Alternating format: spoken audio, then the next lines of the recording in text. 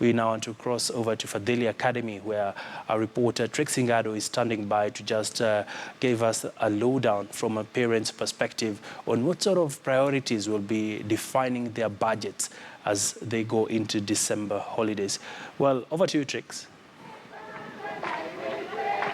Thank you very much, Abby. We are here at Fadhili Junior Academy, and of course, celebrations continue across Nairobi and obviously across the country. And here with me are some, as you can see from behind me, are some of the students who did perform well. The top students had 429, which is good given that the first student had 455, and therefore celebrations, songs of praise to God, just giving thanks for the good results that they did have get in that. Given the results have just come out today. And of course, there's the small matter of planning for the next phase of the education of the kids. And with me here is a parent who's going to tell us how is she preparing. Thank you for joining me. Could you tell us, how do you feel now that your son scored 429 marks? First of all, I want to say I thank God for this day. It is a day we have been waiting for so long. And indeed, God has answered our prayers.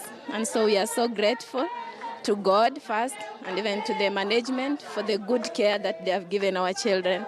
Yeah. So there's the question of the next phase of, your son's academic or education. Could you give us, how are you planning financially, and what are some of the things you're going to prioritize as you plan for, his education in the next year? But I believe since we knew he's in class 8, we were quite prepared for this. And I know God is going to open a door for us. Yeah.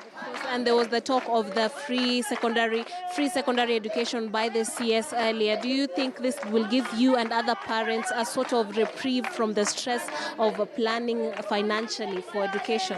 Yeah, absolutely. We are going to get a very good backup. Like now I have 2 children now. I'll be having 2 kids next year in high school. My firstborn is in Kabarak High School, and now this one. So I believe through this system, it is going to help us as parents, because the burden of paying school fees now is lifted a bit. Yeah.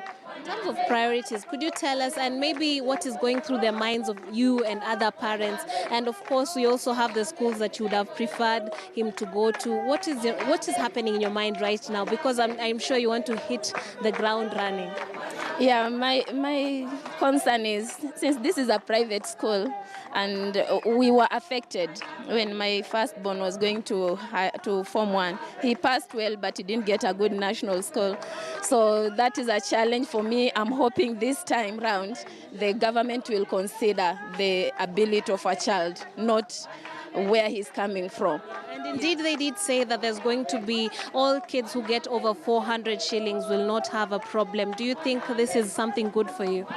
Yeah, actually, it's something which is good for us as parents, and so we are grateful for that. Thank you very much. Well, celebrations continue here, but in the backdrop, we have parents who are actually worried and, of course, in trying to figure out how they're going to manage the next phase of their children's education. And some of the students are here. Maybe we could get some of their sentiments. And here is one who got 429. Tell us your name and how you're feeling right now. My name is Nathan Macau, and it's just a great experience being the top student in Fadhili Junior School. Yeah. How are you feeling right now? Great.